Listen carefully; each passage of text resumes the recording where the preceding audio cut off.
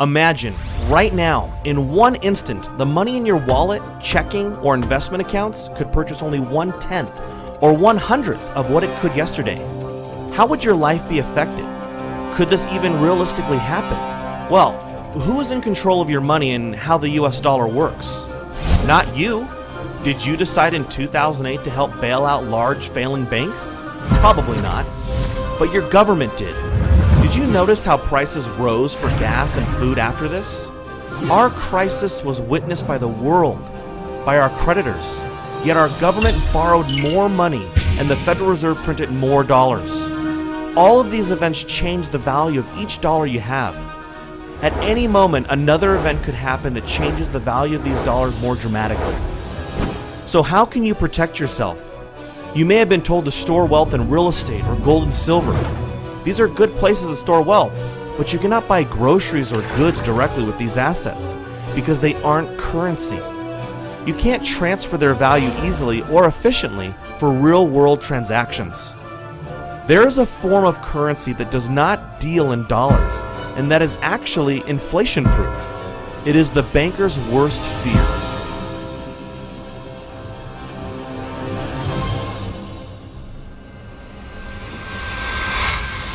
Why is gasoline so expensive? Telling us which food brands are ready for the uptick in costs. The United States has just lost its top-notch AAA credit rating.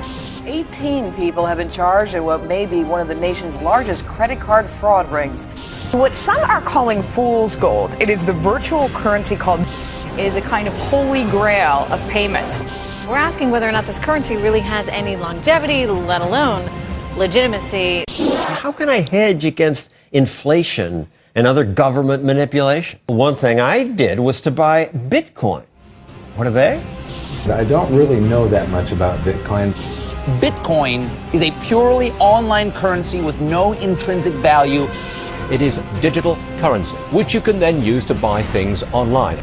Bitcoin. Bitcoin. Bitcoin. Bitcoin. Bitcoin. What is Bitcoin? Bitcoin, first introduced in 2009, is a relatively new technology in today's ever-changing world. Bitcoin is a digital currency, an innovative tool that is revolutionizing people's daily lives, as did smartphones, eBay, YouTube, and even the internet itself. I can communicate with people live anywhere in the world by typing on the keyboard. You've got mail. The Bitcoin network facilitates the instantaneous transfer of value across any distance over any borders, to any place on Earth. Specifically, it allows any person in any place with an internet connection to receive and transfer value. To send $8,000 from America to Australia, Western Union would charge you $336. In contrast, any value of Bitcoins can be transferred with a fee of no more than 2 cents at today's exchange rate. Besides being able to transfer wealth instantly, Bitcoin is highly valuable because in its specially designed software, the supply of currency units, also called Bitcoins, is increased at a steady rate. New Bitcoin creation will only cease in the year 2140 with a total of 21 million Bitcoins. As of September 2013, there exist in circulation over 11.5 million Bitcoins, over half the total supply that will eventually be mined. Mining Bitcoin is the process by which new Bitcoins come into existence. They are created in blocks, and currently 25 Bitcoins are mined per block. Blocks are generated about every 10 minutes as regulated by the software code and sent to the computer that mined them. The best miner is the one with the most computational power, but it is also based on luck who wins the reward. A rough estimate would put the total number of Bitcoin miners at 100,000. This mining process is more specifically known as hashing. All right, Emmanuel, let's start off with your website. cloudhashing.com. When did you get the idea to create a hosted mining cloud hashing service? When my wife decided to throw all my computers from the attic. So I started off mining Bitcoin using computers. So I had a few computers sitting around and running permanently, so the guests could not come around and spend time just because the room was super hot. They'll get a heat stroke. And at the same time, it was just costing a lot of money for electricity. So I invested in ASICs. Then upon my investment in ASICs, I had friends who were interested. So at that point I thought, they weren't computer literate, so I thought, let me manage it for them. So upon doing that, it kind of spiraled into a business. And, we launched Cloud Hashing in April this year. And we've been selling what you call Bitcoin mining contracts ever since. Did it bother you that we don't know who created it? I first heard about it in 2010. Well, I didn't think it was a great idea because I just couldn't see how it could take off into the mainstream. And lo and behold, 3 years later, the value just skyrocketed, and I thought, oh my goodness, I missed out on a golden opportunity at the advent of something great here.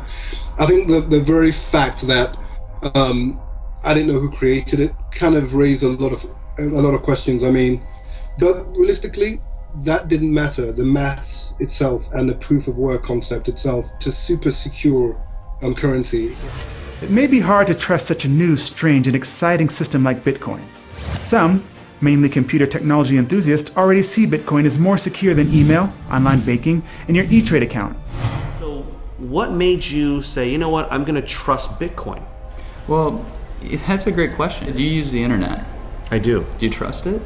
I pretty much have to. You trust the internet. You don't necessarily trust everybody on the internet. No. Right? But you trust the internet. You trust that you go in and type in on your browser and you get to walmart.com. You trust that's Walmart or whatever. Yeah. And there are legitimate actors on the internet, right? Like amazon.com. I'm sure you bought stuff there. Mm-hmm. Well, Bitcoin is very similar. It is computer code that's a protocol. Like email, a person would not normally assume anyone in this case can see, delete, or otherwise access their email account without their permission and password. There is one exception in that your email provider could shut you down or even spy on you at the NSA's request. Why should people start taking a serious look at it who want to get off the government's radar? I think it's a very important thing. One thing that we don't really fully appreciate is the level of surveillance that we're under. And now all of your transactions are being databased, archived, stored, and they're going to be searchable forever. And you don't know who's going to be in power in 4 years or 8 years or 20 years. And you don't know what they're going to do with that information. And so why even have that information appear there in the first place? Bitcoin allows you to take control of that and to have it not even appear. This brings us to the topic of centralization. Bitcoin is decentralized. This means there is no central authority that can stop any specific Bitcoin transaction, and the same goes for the Bitcoin system as a whole. No one can lock or freeze a Bitcoin wallet or address, unlike a bank account. No one can arbitrarily create more Bitcoins than the software program was designed to make. No one can change the software without the majority of the entire network of users accepting a change. Programmers of the Bitcoin software are thus limited in their scope of changes to what the market is driving. Max Wright, he wrote a book called Bitcoin Revolution. A lot of people are fearful that the government's going to attack it. With regards to resisting government violence, I think Bitcoin is a really, really unique, to me it's a unique currency in all of history. It's never happened before. So and the analogy that Bitcoin advocates use is with regards to Napster. We all know Napster was a great file sharing tool, but it was run out of a central server in a company. There was a CEO to harass, there was a company to harass, and the government can send in men with guns and force them to unplug the server. Service is over. Bitcoin, in the same way BitTorrent solved the problem for Napster, it was decentralized and there was no one to harass. There's no you have to put a policeman in every bedroom in every house in the country or the planet to bring down BitTorrent. So too with Bitcoin. There is no one to harass. There is no CEO. It is a distributed peer-to-peer network that authorizes and guarantees the sanctity of the network. And so for that reason, it is incredibly resilient to violence. And I find it very, very interesting that at a time when my expectation is we're going to go through a currency crisis and currency wars like we've never seen before. I'm here with Jim Rickards. He's the author of Currency Wars. I'll just throw it out there. Bitcoin, what are your thoughts? One of my least favorite topics, because I'm very skeptical of Bitcoin, but I've actually read the technical papers. I've spoken to a lot of people about it. It is cool technology. It's good encryption, the blockchain method of validating, the fact that it's decentralized and dispersed. You can fire a drone missile at a Bitcoin server and it doesn't matter because there's another one over here that's got the blockchain and they can validate. So I understand all that. It's cool stuff and it does attract libertarians and it does attract technophiles. Now that you know what Bitcoin is, you should recognize how digital currency is a threat to the current banking system and institutions. In 2008, bankers profited from the very financial crisis that they created. Imagine you had the opportunity to not participate in a government monopolized currency system. Bitcoin can be your way out of the corruption. The banks will hate it, but they can't stop it. Bitcoin can solve a multitude of problems. Firstly, inflation. Our current money supply continually grows because it is based on debt and continual government overspending. The US money supply has actually multiplied over 10,000 times in the past 200 years. This explains why purchasing power has significantly lowered. why Coke in 1959 cost a nickel and is now about 20 times that. The supply of bitcoins has only increased at a specific rate that won't change. This means that it is inflation-proof. Bitcoin also prevents theft. If you hold cash, not only would you worry about someone stealing your wallet, but the government has been known to confiscate cash at airports and during police stops. Had an encounter with the TSA, the Transportation Safety Administration, in which they not only wanted to know who he was, who did he work for, how did he get the money that he had on him, and what did he plan on doing with that money? $4,700? Yes, sir. Why do you have all this money? Back in 2012, Mishra's friends, Rajesh and Marina Derry, were driving her cash across country when Nebraska state troopers booked them for speeding. Officers then got permission to search the car. In the back, they found 2 bags filled with cash and arrested the Derrys, believing the money was ill-gotten. You cannot steal bitcoins in a Bitcoin wallet without knowing someone's password. You can copy and store your wallet in an unlimited number of locations and access it from anywhere with internet access, just like email. With Bitcoin, it is much easier to move your money, as we noted earlier. It's also easier to keep your transaction private should you want to remain anonymous from your peers or even the government. Your name is not connected to your Bitcoin address unless you choose to through a third-party service that uses Bitcoin. The government would need to know and control the entire internet to track or stop Bitcoin payments. Lastly, a great benefit for Bitcoin is the ease of starting your own business. You can set up a Bitcoin address to receive money for products or services within seconds, versus trying to comply with all your country's regulations, creating a bank account, etc. You also don't have to worry about fraudulent payments because Bitcoin transactions are irreversible. Your business would not have to pay large fees to credit card companies either. A customer can simply use a cell phone app to send payments to you if your business has a storefront, like a bar or a restaurant. Bitcoin is already accepted on many online websites for products and services including freelance work, donations to organizations, pizza shops, auctions, electronics, web hosting, domain registration, file storage, gambling, music, clothing, graphic design, and even some massive retail outlets like bitcoinstore.com. Alright, I'm going to go to the Bitcoin store, I'm going to purchase a laptop, and I want to show you guys just how easy this is to do. You can have a lot of items on here, but we're going to pick a laptop because that's what we need. But you can see you have a lot of different things you can buy: digital camera, desktop PC, webcams, all kinds of stuff you can also search for. But we're looking for a new laptop. And you can see this is just like going to any other store that would accept US dollars. We've got this notebook here, we can add to cart. Here's the cart, proceed to checkout. So just like if you went to Best Buy. You can register or you can just check out as a guest. I'm going to check out as a guest today. We simply input our information. Our next step is our shipping method. The payment method is going to be Bitcoin. Place order. Okay, so we would just scan this with our phone, or we could use view address to pay it. And once you do that, you input that into your Bitcoin wallet, and the transaction is complete. Today is September 22nd, so I guess we'll see how fast they ship it out. Wow, so it's only been 2 days. Free shipping. We ordered it on the 22nd of September, and we received it on the 24th.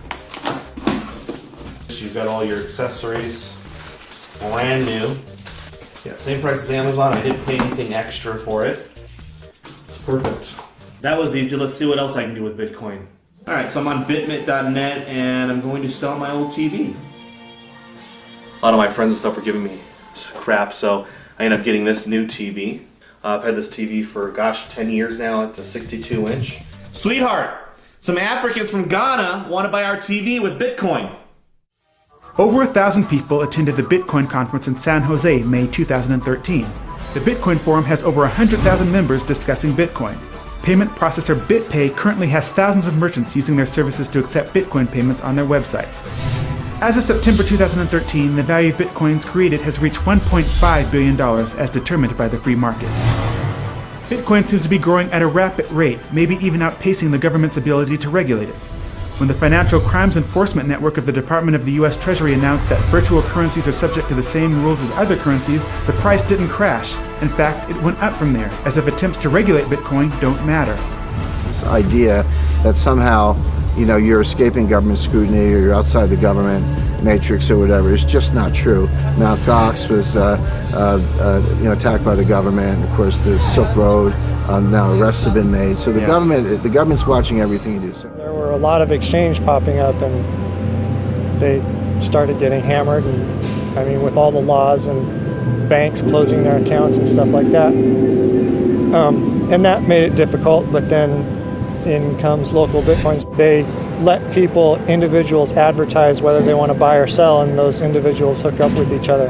And that's making it a lot easier. Buying Bitcoin is getting easier. Selling it, I guess, is getting easier too.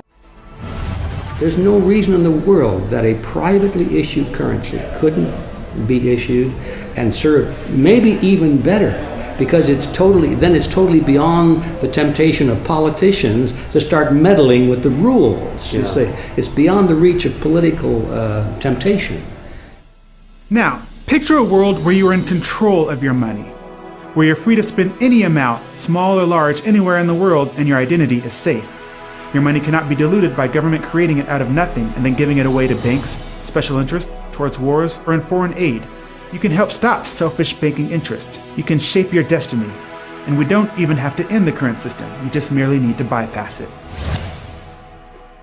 Thank you for watching our video. Go to our website at bankersworstfear.com to receive your free report on how you can start opting out of the current monetary system. You'll also receive full guest interviews as well as exclusive analysis from future money trends. Close enough.